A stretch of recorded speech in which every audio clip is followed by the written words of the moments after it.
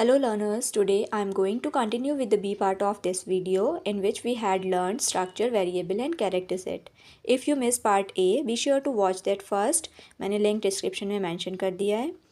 Now if you have already seen part A, let's get start with this video. In this video, we are going to learn how to run a program. जो भी हम लोग अपने last video में पढ़ा था उसको हम लोग प्रैक्टिकली देखेंगे कि कैसे हम कंपाइलर पे प्रोग्राम को रन करते हैं और एट द एंड हम देखेंगे इतने टॉपिक से रिलेटेड क्वेश्चन आंसर्स.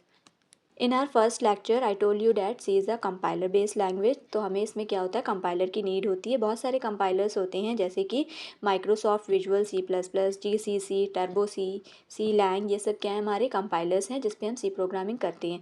तो जो कंपाइलर हम लोग यूज़ करने वाले हैं वो है टर्बो C++. इसमें हम C और C++ दोनों के प्रोग्राम्स को रन कर सकते हैं. ये हमारा यूज़र फ्रेंडली होता है, इसका UI भी बहुत सिंपल होता है और एजुकेशनल पर्पज़ के लिए ये बेस्ट है. टर्बो सी पे क्लिक करेंगे जो कि पहले से मेरे सिस्टम में इंस्टॉल्ड है. इस पर क्लिक करते ही हमारी ये विंडो ओपन होकर आएगी. इसमें हम क्या करेंगे, स्टार्ट करेंगे. स्टार्ट करते ही हमारा जो कंपाइलर है, मेन जो इंटरफेस है वो ओपन हो जाएगा. तो मेन इंटरफेस हमारे ओपन हो गया. इसमें हम फाइल पे क्लिक करके सबसे पहले एक न्यू फाइल क्रिएट कर लेंगे. न्यू फाइल क्रिएट हो गई. अब हम इसके बाद 3 स्टेप्स हैं जो हमको हर प्रोग्राम में फॉलो करने हैं. सबसे पहले हमको सेव करना है, फिर कंपाइल करना है, देन रन करना है. तो सबसे पहले हम इसको नेम से सेव कर लेते हैं. ये ऑलरेडी जो सेव है वो है नो नेम.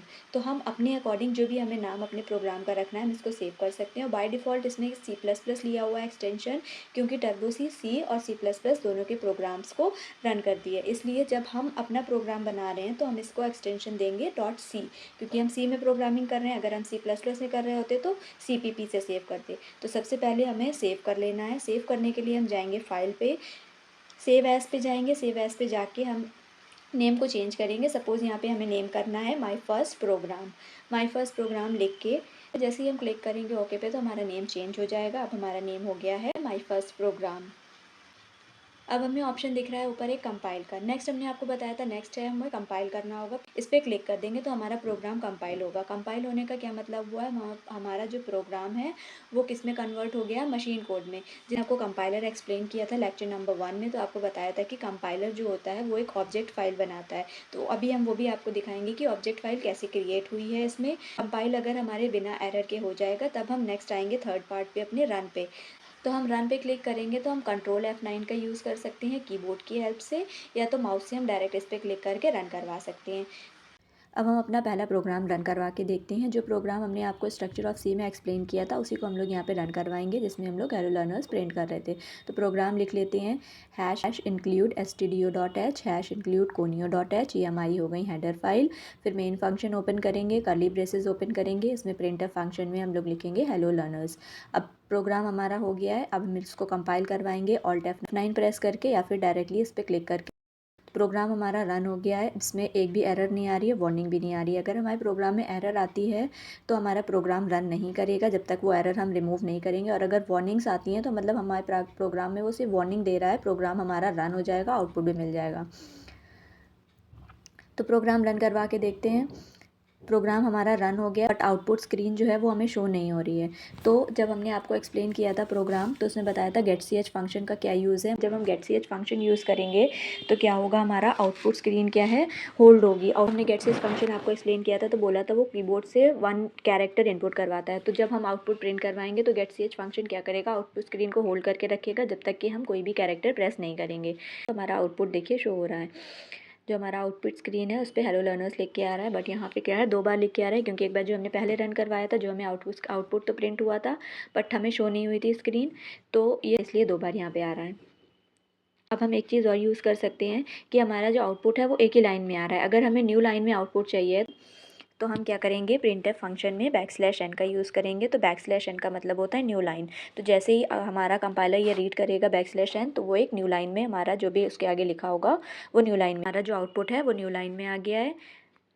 अब हम जब जितनी बार भी अपना प्रोग्राम रन करवा रहे हैं तो जो पिछले आउटपुट हैं वो सब शो हो रहे हैं. तो अगर हमें पूरी क्लियर स्क्रीन चाहिए है कि स्क्रीन में पिछले जो आउटपुट है वो ना शो हो, तो उसके लिए हम फंक्शन यूज़ करते हैं CLR SCR clear screen function हमेशा कर्ली ब्रेसेस के बाद यूज़ करते हैं, तो यहाँ पे हमने CLR SCR यूज़ कर लिया। अब इसको रन करवाएंगे तो हमारे जो पिछले आउटपुट हैं वो रिमूव हो जाएंगे, फ्रेश स्क्रीन पे हमारा न्यू आउटपुट शो होगा। और हमने आपको बताया था कि हम अपने प्रोग्राम में कमेंट्स भी ऐड कर सकते हैं। कमेंट्स का क्या मतलब होता है कि प्रोग्राम की रीडेबिलिटी बढ़ाने के लिए हम यूज़ करते हैं, पर इसका कोई भी कंपाइलेशन में रोल नहीं होता है। कमेंट करने के लिए हमारे पास दो तरीके हैं। फर्स्ट वाला तब हम यूज़ करते हैं जब हमें मल्टीपल लाइन्स को कमेंट बनाना होता है। एक से ज़्यादा लाइन को एज अ कमेंट अगर हमें यूज़ करना है तो हम फर्स्ट वाला यूज़ करेंगे, लाइक फॉरवर्ड स्लैश और एस्ट्रिक का यूज़ करेंगे। और जितनी लाइंस को भी हमें कमेंट करना है उसके एंड में फिर से हम एस्ट्रिक और फॉरवर्ड स्लैश का यूज़ करेंगे, तो हमारी उतनी लाइंस क्या होंगी, एज अ कमेंट रीड होंगी। दूसरा तरीका है कि सिर्फ लाइंस के आगे हम 2 फॉरवर्ड स्लैश लगा दें तो वो लाइन हमारी एज अ कमेंट रीड होगी। कमेंट्स का हमारे कंपाइलेशन में कुछ भी इफेक्ट नहीं होता है, कंपाइलर हमारे कमेंट्स को रीड नहीं करता है। अब अगर कमेंट के साथ हम प्रोग्राम को रन करवाएंगे तो हमारा प्रोग्राम रन हो जाएगा और हमारी कोई भी एरर नहीं आएगी। नेक्स्ट है हमारे वैलिड और इनवैलिड वेरिएबल। जो फर्स्ट लाइन में डिक्लेरेशन हमने किया है ये सारे वैलिड वेरिएबल्स हैं और नेक्स्ट लाइन में हमारे इनवैलिड वेरिएबल्स हैं। ये पहले से ही देखिए रेड हो गया है। तो जब हम इसको रन करवाएंगे तो हमारी एरर आएगी क्योंकि हमने इसमें स्टार्टिंग में 1 यूज़ किया है और स्पेशल कैरेक्टर @ का यूज़ किया है। ये इन दोनों से हमारे वेरिएबल नेम स्टार्ट नहीं हो सकते। तो अब जब हम इसको कंपाइल करवा रहे हैं तो हमारी 2 एरर आ रही हैं। क्या एरर है, लाइन नंबर 8 में डिक्लेरेशन टर्मिनेटेड इनकरेक्टली और इलीगल कैरेक्टर। तो डिक्लेरेशन हमने सही से नहीं किया और इलीगल कैरेक्टर @ का यूज़ किया है। तो अब जब हम इसको रिमूव कर देंगे तो हमारा प्रोग्राम क्या है, कंपाइल हो जाएगा विदाउट एनी एरर। और एंड देन जब हम उसको रन करेंगे तो हमारा आउटपुट फिर से प्रिंट हो जाएगा, हेलो लर्नर्स। जो फर्स्ट लाइन है वो हमारी वैलिड डिक्लेरेशन है और जो नेक्स्ट लाइन है उसमें हमारे इनवैलिड डिक्लेरेशन है क्योंकि 1 और @ हमने यूज़ किया है सकते हैं। तो अब देखते हैं असाइनमेंट के लिए भी 2 तरीके बताए थे, या तो हम एक साथ असाइन कर सकते हैं या तो नेक्स्ट लाइन में असाइन कर सकते हैं। तो पहले देख लेते हैं अलग अलग असाइन करके। तो हमने यहाँ पे लिया है इंट x, फ्लोट a और कैरेक्टर m, कैर m। x में हमने असाइन कर दिया 1, a में असाइन कर दिया है 12.5 और एम में असाइन कर दिया है कैरेक्टर ए, जो कि हमें सिंगल कोट्स में रखना है। पहले हमने डिक्लेयर किया है, नीचे असाइन किया है। तो ये हमारा हो गया डिक्लेरेशन एंड असाइनमेंट। ऊपर एक ही लाइन में अगर हमको करना है तो हम एक लाइन में भी कर सकते हैं, जैसे इंट x = 1। तो ये डिक्लेरेशन और असाइनमेंट हमारा एक ही लाइन में हो गया। फ्लोट के लिए भी ऐसे ही कर सकते हैं और कैरेक्टर के लिए भी हम ऐसे ही कर सकते हैं। दोनों तरीके हमारे वैलिड हैं। तो जो सेलेक्टेड पार्ट है हमारा, ये क्या हो गया, पहले हमने डिक्लेरेशन किया है, बाद में असाइनमेंट किया है। और जो ये वाला पार्ट है इसमें हमने डिक्लेरेशन और असाइनमेंट एक ही लाइन में किया है।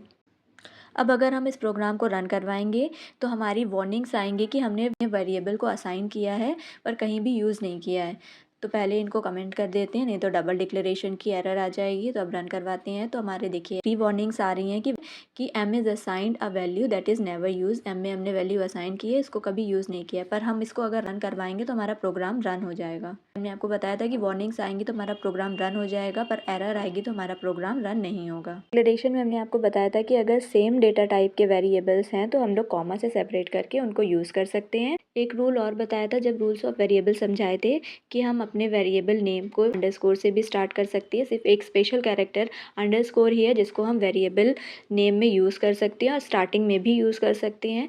तो हम इसको एक बार टेस्ट करके देखते हैं। देखिए हमारा प्रोग्राम रन हो जाएगा और आउटपुट मिल रहा है हमें। हम लोग ने रूल्स ऑफ वेरिएबल पढ़े थे तो उसमें एक ये पॉइंट भी पढ़ा था कि हमारे वेरिएबल नेम के बीच में ब्लैंक स्पेसेस नहीं हो सकती हैं। तो उसको ट्राई करके देखते हैं। यहाँ पे हमने क्या लिया है, डेमो के बीच में एक स्पेस ली है। अगर हम इसको रन करवाएंगे तो देखिए एरर दे रहा है, डिक्लेरेशन सिंटेक्स एरर, मतलब डिक्लेरेशन प्रॉपर नहीं है। आई होप आपको डिक्लेरेशन और असाइनमेंट समझ में आया होगा। अब हम इसको प्रिंट करना सीखेंगे। जब हम डेटा टाइप पढ़ लेंगे उसके बाद हम देखेंगे कि किसी वेरिएबल को हम अगर प्रिंट करवाना चाहते हैं तो उसके लिए क्या प्रोसेस होता है। कंपाइलर को क्लोज़ करने के लिए हम ऑल्ट एक्स प्रेस करेंगे तो हमारा कंपाइलर जो है वो क्लोज़ हो जाएगा। लेक्चर नंबर 1 में हमने आपको बताया था कि सी में बहुत सारी हेडर फाइल्स होती हैं जिसमें प्री डिफाइंड फंक्शंस होते हैं, जिसको हम लाइब्रेरी फंक्शंस भी बोलते हैं। वो हमारी जो स्टोर होती हैं वो इस फोल्डर में होती है इंक्लूड में जब हम क्लिक करेंगे तो हमारी सारी हेडर फाइल्स देखिए आ गई हैं। इसमें से जो हेडर फाइल हम लोग ने यूज़ की हैं वो है stdio.h और conio.h। ये दोनों हेडर फाइल्स जो हमने यूज़ की हैं, इसके ही अंदर हमारे printf फंक्शन और जो हमने getch, clr, sci यूज़ किया है वो इन्हीं में बिल्ट हैं, इसलिए हम प्रोग्राम में इंक्लूड करवाया था। और दूसरा पॉइंट ये था कि ऑब्जेक्ट फाइल क्या होती है, जब हम अपने प्रोग्राम को कंपाइल करवा लेते हैं तो कंपाइलर क्या करता है, एक ऑब्जेक्ट फाइल बनाता है, जैसे कि आप इस फोल्डर में देख रहे हैं। जैसे हमारा जो प्रोग्राम हमने बनाया था माई फर्स्ट प्रोग्राम, इसका सोर्स कोड है और इसी के नीचे जस्ट इसकी ऑब्जेक्ट फाइल है। नेक्स्ट है हमारे क्वेश्चन आंसर। सबसे पहले देखते हैं multiple choice question. First question है what is the extension for header file? Option number C dot H. जैसे हमने हेडर फाइल्स पढ़ी थी STDIO dot H, conio dot H, तो इसमें जो डॉट एच था ये हमारा एक्सटेंशन कहलाता है। नेक्स्ट है दिस साइन इज कॉल्ड, इस साइन को हम लोग बोलते हैं hash. Option number A. Next question है what statement is started by the C program? C program हमारे कौन से स्टेटमेंट से स्टार्ट होता है? तो option number A hash include. सबसे फर्स्ट प्रोग्राम जो हमारा स्टार्ट होता है वो इसी लाइन से स्टार्ट होता है। नेक्स्ट क्वेश्चन है हमारा printf writes data to which output device? Printf कौन सी आउटपुट डिवाइस पे हमारा डेटा को प्रिंट करता है? तो हमारा होता है मॉनिटर, मॉनिटर पे प्रिंट करता है। ये हमारा मॉडल पेपर में भी क्वेश्चन मेंशन है। नेक्स्ट क्वेश्चन है हमारा a C variable can not start with. तो हमारा जो सी में वेरिएबल है स्पेशल सिंबल से स्टार्ट हो सकता है जो कि अंडरस्कोर, अल्फ़ाबेट से भी स्टार्ट हो सकता है। तो हमारा जिससे नहीं स्टार्ट हो सकता है वो है ऑप्शन नंबर ए नंबर। किसी भी नंबर से हमारा वेरिएबल नेम स्टार्ट नहीं हो सकता है। नेक्स्ट क्वेश्चन है हमारा which of the following statement is wrong? तो हमारा ऑप्शन नंबर बी रॉन्ग होगा क्योंकि इसमें 2 सेमीकोलन यूज़ किए गए हैं और सेमीकोलन हमेशा हम स्टेटमेंट के एंड में यूज़ करते हैं। तो नेक्स्ट क्वेश्चन है हमारा which of the following is not valid C variable? ये सेम क्वेश्चन हमारा लास्ट ईयर पूछा गया है 2024 में। इनमें से जो वैलिड नहीं है मतलब इनवैलिड है वो है ऑप्शन नंबर डी, क्योंकि इसमें डॉलर का साइन यूज़ किया गया है जो कि हमारा वेरिएबल नेम में यूज़ नहीं कर सकते हैं। नेक्स्ट क्वेश्चन है हमारा a variable must be start with. Variable हमारा किससे स्टार्ट होना चाहिए? इन ऑप्शंस में से अगर हम देखें तो हमारे अल्फ़ाबेट से ही वेरिएबल स्टार्ट हो सकता है। नंबर, स्पेशल सिंबल, ना डॉलर, ना हैश, किसी से नहीं स्टार्ट हो सकता है। तो हमारा ऑप्शन नंबर बी करेक्ट है। नेक्स्ट क्वेश्चन है which of the following is a valid variable name in C? इसमें से कौन सा वेरिएबल नेम वैलिड है? तो स्टार्टिंग में जो सब है ये हमारे डेटा टाइप्स हैं, इंट, फ्लोट, डबल, कैर, ये सब डेटा टाइप है। इसके बाद हमें देखना है कौन सा नेम इनवैलिड है। तो फर्स्ट वाला क्या है, इसमें स्टार्टिंग में 2 आया है, स्टार्टिंग में हम 2 नहीं ले सकते हैं, तो ये वाला हमारा इनवैलिड है। फिर नेक्स्ट है हमारा फ्लोट वैल्यू 2, हमारा क्या है वैलिड है। सी वाला इनवैलिड क्यों है? क्योंकि इसमें हैश सिंबल यूज़ किया गया है और लास्ट वाला इसलिए क्योंकि इसमें कैरेक्टर नेम में स्टार्टिंग में 1 यूज़ किया गया है। तो हमारा ऑप्शन नंबर बी करेक्ट है। नेक्स्ट क्वेश्चन है हमारा which of the following is use to define a variable? इनमें से करेक्ट ऑप्शन कौन सा है? किस तरह से हम वेरिएबल को डिक्लेयर कर सकते हैं, डिफाइन कर सकते हैं? ए और सी तो हमारे पहले ही रॉन्ग हो जाएंगे क्योंकि इसमें वेरिएबल नहीं यूज़ किया गया और सी वाले में वेरिएबल बाद में यूज़ किया गया है। तो अब हमें बी और डी में देखना है। बी में क्या है, इंट वैल्यू, ये हमारा करेक्ट है, जो सिंटेक्स हमने पढ़ा था उसी के अकॉर्डिंग है। और लास्ट वाला जो है उसमें फ्लोट वैल्यू, वैल्यू के बाद ये ब्रेसेस यूज़ करे गए हैं, ये ब्रैकेट की वजह से ये भी हमारा इनवैलिड हो गया है। अगर आपने रूल्स बहुत अच्छे से पढ़े होंगे तो आप वेरिएबल नेम से रिलेटेड कोई भी क्वेश्चन आ जाए तो आप अटेम्प्ट कर सकती हैं। आपको कॉन्सेप्ट पे फोकस करना है। अगर आपका कॉन्सेप्ट क्लियर होगा तो क्वेश्चन हमारा कैसा भी हो आप उसको अटेम्प्ट कर पाओगे। नेक्स्ट है हमारे डिस्क्रिप्टिव टाइप क्वेश्चंस। ये क्वेश्चंस अटेम्प्ट करने से पहले आप ये ज़रूर देखिएगा कि क्वेश्चन कितने मार्क्स का पूछा गया। अगर 1 मार्क्स का है तो 1 मार्क्स के अकॉर्डिंग आपको आंसर लिखना है। अगर ज़्यादा मार्क्स का है तो उतने मार्क्स के अकॉर्डिंग ही आपको आंसर को अटेम्प्ट करना है। तो पहला क्वेश्चन है हमारा explain the structure of C program with example. तो इसमें हमें स्ट्रक्चर बताना है सी प्रोग्राम का और एग्जाम्पल के साथ एक्सप्लेन करना है। नेक्स्ट क्वेश्चन है हमारा व्हाट आर वेरिएबल्स इन सी? ये लास्ट ईयर 2024 में पूछा गया था। ये 1 मार्क्स में पूछा गया है तो 1 मार्क्स के अकॉर्डिंग आप इसको आंसर करेंगे। सिर्फ डेफिनेशन लेके आप कुछ वैलिड और कुछ इनवैलिड वेरिएबल्स के एग्जांपल दे सकते हैं। अगर ये 2 मार्क्स में पूछा जाए तो आप इसमें डिक्लेरेशन असाइनमेंट भी लिख सकते हैं या फिर रूल्स ऑफ वेरिएबल भी लिख सकते हैं। अब थर्ड क्वेश्चन है हमारा write the character set of C language. ये क्वेश्चन हमारे मॉडल पेपर में मेंशन है जो कि 1 मार्क्स में पूछा गया है। 1 मार्क्स के अकॉर्डिंग आप सिर्फ इसकी डेफिनेशन एक्सप्लेन कर सकते हैं कि कैरेक्टर सेट्स क्या होते हैं। कलेक्शन ऑफ कैरेक्टर्स को बोलते हैं जो कि हम अपने प्रोग्राम में यूज़ करते हैं और आप चाहें तो नीचे ये चार्ट भी बना सकते हैं। अगर आपको सारे पॉइंट्स क्लियर हो गए हैं तो ये question as a self test आप अटेम्प्ट कर सकते हैं। इस क्वेश्चन में आपको बताना है which of the following are invalid variables. इनमें से कौन से वेरिएबल्स हैं जो कि इनवैलिड हैं और कौन से वेरिएबल वैलिड हैं। आप अपने आंसर कमेंट में मेंशन कर सकते हैं।